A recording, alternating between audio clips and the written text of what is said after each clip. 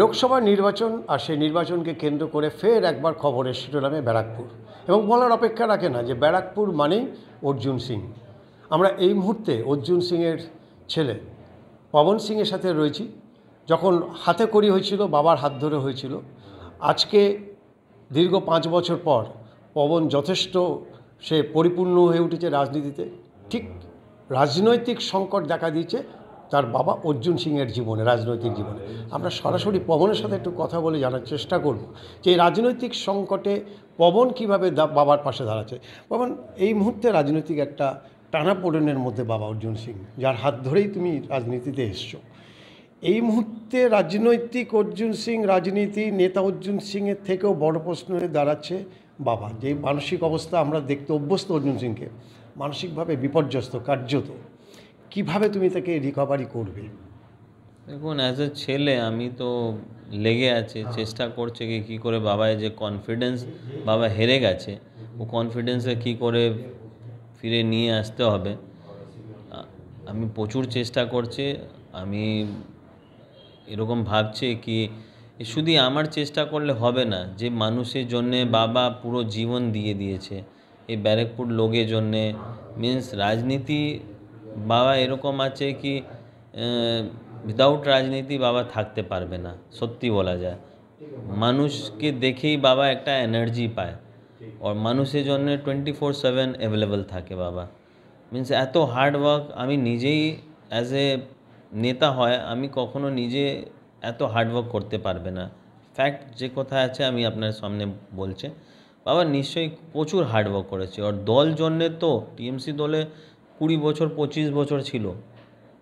Means দিদি জন্যে এত ডিভোটি ছিল, এত দিদি জন্যে কাজ করেছে, দিদি যে কিছু বলেছেন সব কিছু করেছেন। ওর পরে এরকম হওয়া যায়, মিন্স ভাবা একটা খুব দুঃখ ব্যাপার আছে।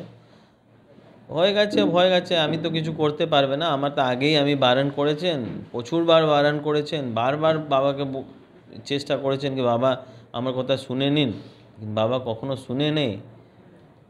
দেখুন কি হবে। তব তো আমার এই চেষ্টা হবে কি ছেলে থেকে, লেকিন আমি রিকোয়েস্ট করবে আমার যত আপনার চ্যানেলের মধ্যে আমি যত ভাটপাড়ায় লোক আছে, জনতা আছে, বাবা যে যত লোকে হেল্প করেছেন, যে লোক বাবা থেকে কিছু হেল্প পেয়েছে, আপনার সবাই দায়িত্ব আছে কি নিজের লিডারকে একটা মিন্স ওর কনফিডেন্সকে ফিরে নিয়ে আসা জন্যে আপনাকে যে কিছু করতে হবে আপনাকে করতে হয়। একটা জিনিস যেটা অর্জুন সিং বিরোধী এখন যারা রয়েছে তারা একটা অভিযোগ করছে যে দল বদলু একটা তারা স্টিকার মেরে দিয়েছে। প্রথমে তৃণমূল থেকে বিজেপিতে চলে আসা, বিজেপি থেকে আবার তৃণমূলে চলে যাওয়া। এই বিষয়টি কিন্তু যারা অর্জুন সিংকে সত্যিকারের ভালোবাসত, যারা সমর্থক ছিল, এমনকি ভাটপাড়ারবাসীও, তারা অনেকেই ব্যাপারটা ঠিক পছন্দ করতে পারেনি। সেই জায়গায় তুমি কি মনে করো যে এই যে বারবার করে দল বদল, এটা তার ইমেজ নষ্ট করেছে? দেখুন, দল বদল তো নিশ্চয়ই করেছেন, এই তো একটা আছেই, লেকিন কেন করেছে এও জানার দরকার আছে। কেউ তো নিজে ইচ্ছার থেকে তো করে না।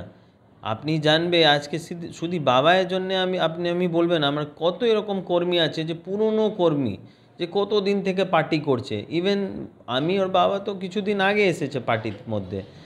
এত পুরনো লোক আছে যে বিজেপি এত, যে সময় আমার পূজনীয় অটল বিহারী বাজপেয়ীজি যব ছিল ওর সময় থেকে বিজেপি করছে। এরকম কর্মী চেঞ্জ হয়ে গেছে। যেরকম 2019-এ যেরকম কেস হয়েছে, যেরকম টর্চার করা গিয়েছে মানুষের উপরে, মিন্স কর্মী উপরে, প্রচুর লোক চেঞ্জ হয়ে গেছে। তো সব তো ইচ্ছা করে তো চেঞ্জ হয়নি। তার মানে কি, মানে শাসক দলের চাপে কি দল বদল করতে বাধ্য হয়েছিল? নিশ্চয়ই। দেখুন, আপনি কেউকে ছেড়ে দিন, মিন্স আজকে এখানে শাসক দল বলবে কি আমি কেউ উপরে টর্চার করবে না, কেউ উপরে মিথ্যা কেস করবে না, আপনি আপনার ইচ্ছা থেকে দল করুন। আমি আপনাকে গ্যারেন্টি দিয়ে বলছে খুব কম লোক আছে যে টিএমসি করবে, সিপিএম করবে, বিজেপি করবে, লেকিন টিএমসি করবে না। কংগ্রেসও করবে, লেকিন টিএমসি করবে না। আজকে টিএমসি যেরকম আপনি আয়ে দিন যেরকম শুনছে টিএমসির মধ্যে, নিজে টিএমসি লোক যে পুরনো টিএমসি লোক আজকে ইম্পর্টেন্স পাচ্ছে না, যে এত দিন থেকে টিএমসি করছে চুপচাপ বসে গেছে।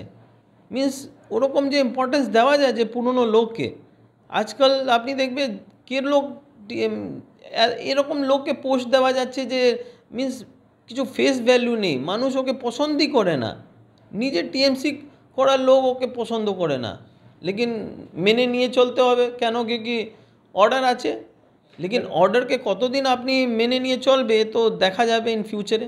একটা রাজ্যের মন্ত্রীকে, পূর্ণমন্ত্রীকে একটা গুরুত্বপূর্ণ পদ থেকে সরিয়ে তাকে সাংসদ পদে দাঁড় করানো, এটা কি শুধুমাত্র অর্জুন সিংকে আটকানোর জন্য, তার টিকিট পাওয়াকে আটকানোর জন্যই করলো বলে মনে হলো তোমাকে?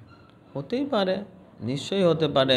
কেন কি আমি যত এক্সপিরিয়েন্স পেয়েছে বাবা থেকে, আমি ভাবে এখানে রাজনীতি না, একটা আইডিওলজি বলে কিছু নেই এখানে, বাস কিছু না কিছু আপনি করুন, ওর মিন্স মানুষের ফিলিংকে কী করে হট করা যায় আপনি ও কাজ করুন, শুধু নিজের সেলফ জন্যে এরকম চিন্তা ভাবনার লোক করে। শেষ প্রশ্ন, তুমি তো এখনও বিজেপিতে বিধায়ক রয়েছো, বাবাকে টিকিট দেওয়া বা বিজেপিতে ফিরে আসার জন্য তুমি কোনো সুপারিশ বা কোনো রিকোয়েস্ট করেছো নেতৃত্বের কাছে? দেখুন, আমার থেকে বাবা প্রচুর সিনিয়র আছে, বাবা নিজেই ভালো কন্ট্যাক্টস আছে লোকের থেকে, আমি এত বড় হয়নি কি বাবার জন্য আমি কিছু রিকোয়েস্ট করতে পারবে, ঠিক আছে?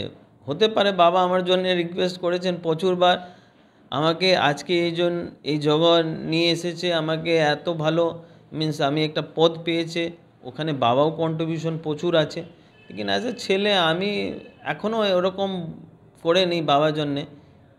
শুধু একটা কাজ করেছেন কি বাবাকে মিন্স যে সময় বাবা ভুল ডিসিশন নিচ্ছিল, বাবাকে বারবার আমি বলছিল কি বাবা এই ডিসিশন নিন না আপনি, আমার যত আপনার থেকে অনুভব পেয়েছে এই ডিসিশন ভুল ডিসিশন আছে আপনার, এই একটা কাজ করেছেন, লেকিন বাবার জন্য আমি কিছু এখনও কিছু করতে পারিনি, হোপফুলি ইন ফিউচারে আমি করতে পারবে, এরকম একটা পাওয়ার পাবে তো নিশ্চয়ই করবে। বাবা বাবা হয় আর ছেলে ছেলে হয়।